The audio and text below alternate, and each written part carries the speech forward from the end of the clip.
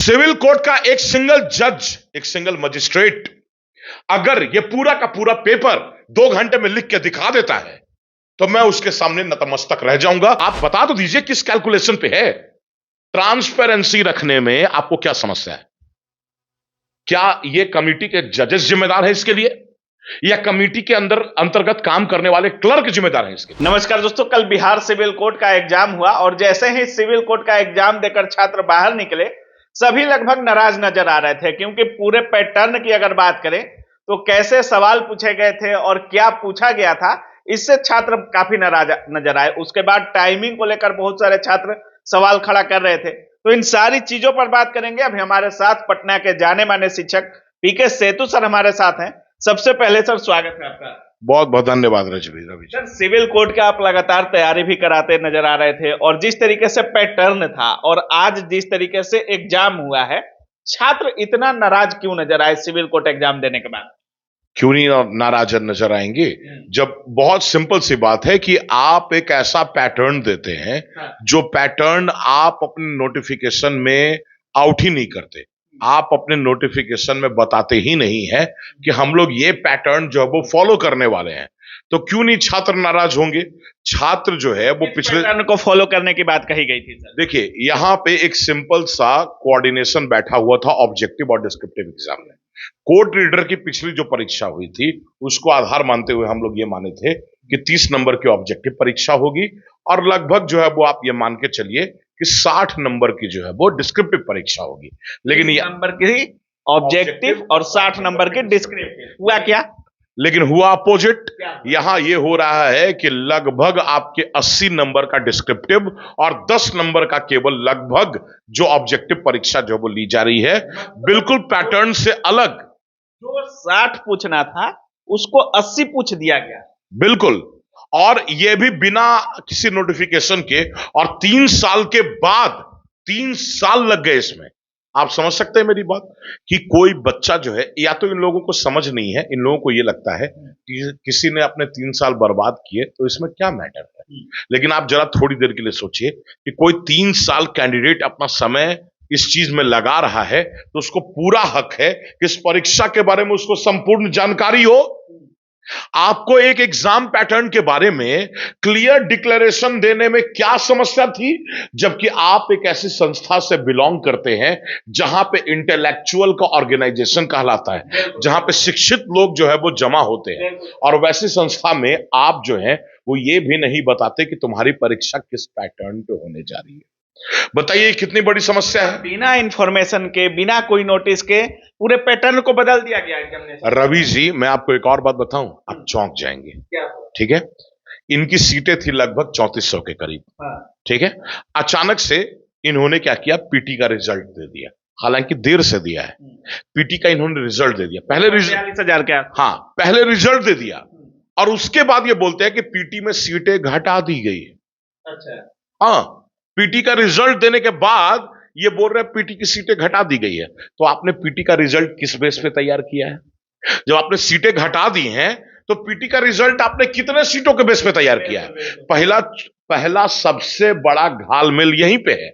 आप civil court रहिए, high court रहिए, सुप्रीम कोर्ट रहिए, या आप जो है वो प्रशासनिक जो है वो तंत्र रहिए, हमारा पारदर्शिता तो होना चाहिए चाहे कोई एग्जाम। बिल्कुल बिल्कुल छात्रों के साथ साझा होना चाहिए कि क्या सिलेबस है, हम जिस चीज की तैयारी कर रहे हैं उसमें क्या पूछा जाएगा।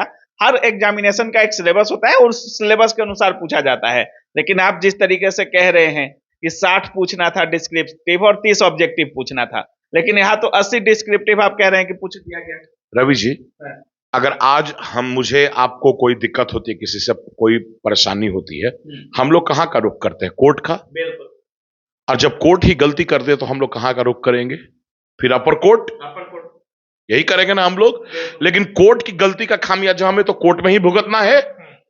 यहां पे क्या किया गया है कि यहां पे बच्चे जो है वो फाइट कर रहे हैं बिना किसी पैटर्न के। उनको पता नहीं है कि किस पैटर्न पे हम लोग परीक्षा दे रहे हैं, बिना किसी पैटर्न के वो एग्जाम दे रहे हैं। दूसरा, बिना सीट के डिक्लेरेशन के, पीटी का रिजल्ट देने के बाद सीट का जो है वो बता रहे कि 700 सीटें हमने घटा दी अननेसेसरली, और फाइट उतने ही के बीच में।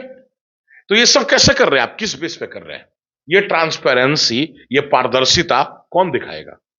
कौन दिखाएगा? आप सिविल कोर्ट है, भर्ती बोर्ड दिखाएगी जो भर्ती करा रही है सिविल कोर्ट। एग्जैक्टली। प्रशासनिक तत्व कोई तंत्र कोई गलती करता है तो हम लोग जाते हैं सिविल कोर्ट में। अब आप ही गलती कर रहे हो तो हम लोग कहां जाए भाई? कहां जाए हम लोग? आपसे तो ये उम्मीद नहीं थी। आप तो इंटेलेक्चुअल हैं, पढ़े लिखे इंसान हैं। आप में से बहुत सारे लोग जो बीपीएससी जुडिशियल सर्विसेज का एग्जाम क्रैक करके आए हैं, और आप ये गलती कैसे कर सकते हैं? ये कैसे पॉसिबल है कि आप जो है वो पीटी के मेंस के एग्जाम से 10 दिन पहले आप ये बता रहे, रिजल्ट देने के बाद कि 700 सीटें घटा दी गई, फिर भी 42,500 का एग्जाम होगा? कैसे होगा ये?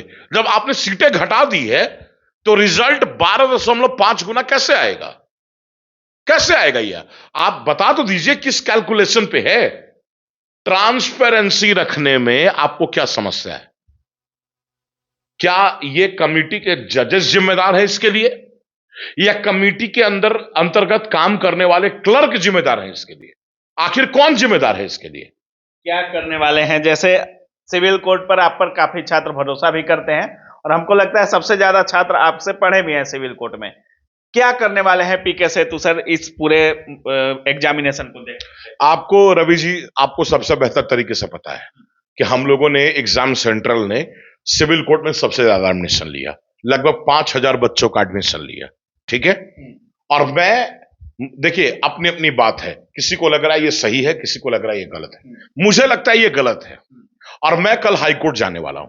हाईकोर्ट जा रहे हैं? जी, मैं कल हाईकोर्ट जा रहा हूं। क्यों जा रहे हैं हाईकोर्ट? आप यूं समझ लीजिए कि बिना बताए कि रिजल्ट में सीटें कम की जा रही हैं, अचानक से पीटी रिजल्ट के पहले देता अलग बात है, पीटी रिजल्ट के बाद देके इन लोगों ने क्या की? ट्रांसपेरेंसी को कम किया, ठीक है, पहली गलती। का भी मुद्दा है, एग्जाम पैटर्न का कोई पता नहीं है। दूसरी बात, तीसरी बात, 2 घंटे का यह पेपर नहीं है। अगर एक सिंगल जज, सिंगल न्यायाधीश 2 घंटे में यह पेपर लिख के, मेरे पिताजी ज्योग्राफी के प्रोफेसर हैं, उनसे मैं कॉपी चेक कराऊंगा, और भी जो प्रोफेसर हैं इंग्लिश के, हिंदी के, उनसे मैं कॉपी चेक कराऊंगा, सब मेरे जान पहचान के हैं। 2 घंटे का पेपर नहीं था ये। सिविल कोर्ट का एक सिंगल जज, एक सिंगल मजिस्ट्रेट अगर ये पूरा का पूरा पेपर 2 घंटे में लिख के दिखा देता है तो मैं उसके सामने नतमस्तक रह जाऊंगा। अगर वो 70 से भी ज्यादा नंबर उठा लेता है तो पेपर लिखना मैं भी लिख दूंगा, आप भी लिख देंगे, कौन सी बड़ी बात है? टाइमिंग होना चाहिए, हाँ, सही होना चाहिए। आप बिना सोचे समझे ऐसे लिख देंगे क्या? बिना तो पड़ेगा, सोचेंगे तभी तो लिखेंगे। आइडिया लाना पड़ेगा, क्या लिखना है, नहीं लिखना है, जानकारी क्या है, क्या लिखूं क्या नहीं लिखूं, किस ऑर्डर में लिखना है। ऐसा थोड़ी है कहीं से कुछ भी लिख दीजिए। और यहां पे क्या है, ये सब सोचने का टाइम केवल कितना दिया गया? 2 घंटे नहीं दिया गया साहब, यहां पे 20 मिनट इन्विजिलेटर ने ले लिया। तुम OMR भरो, तुम नाम भरो, तुम ये दस्तखत करो, ये सिग्नेचर करो, उसी टाइमिंग में, उसी टाइमिंग में। और इनको मिल रहे हैं कितने? 100 मिनट।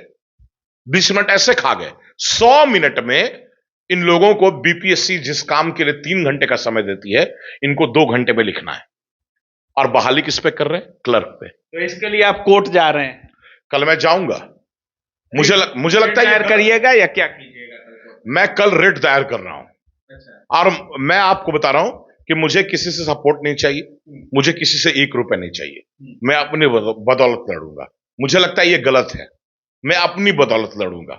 आप लोगों का समर्थन रहेगा, तमाम छात्रों का समर्थन रहेगा, मुझे कोई समस्या नहीं है, लेकिन मैं लड़ूंगा अपनी बदौलत, पारदर्शिता लाने के लिए। बिल्कुल। और ना केवल सिविल कोड में। ये क्या है जी, बीएसएससी की परीक्षा वैकेंसी निकलती है 2 साल पहले, 2 साल पहले, आज तक इसका एग्जाम नहीं हुआ। बीएसएससी कौन सी संस्था है? परीक्षा कराने के लिए बनी है, और ये एग्जाम ही नहीं करा पा रही है। तो ये कौन सी संस्था क्यों काम कर रही है? 2 साल से क्या कर रही है? जब ये एक एग्जाम नहीं कंडक्ट करा पा रही है तो ये संस्था क्यों एग्जिस्ट करती है?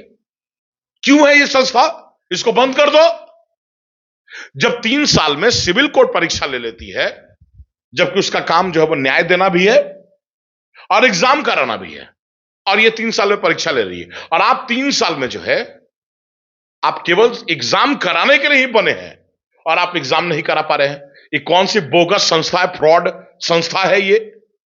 इस तरीके का हाल है तमाम संस्थाओं का।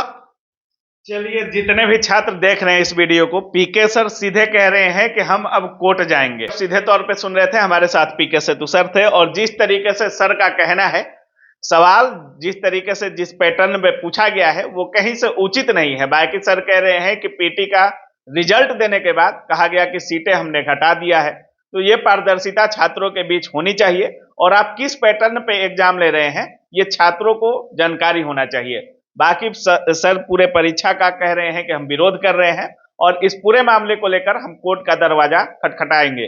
बाकी आप क्या कुछ सोच रहे हैं इस पूरे वीडियो के बारे में, अपनी राय कमेंट सेक्शन में जरूर रखिएगा। आप देख रहे थे काबिल न्यूज। जय हिंद।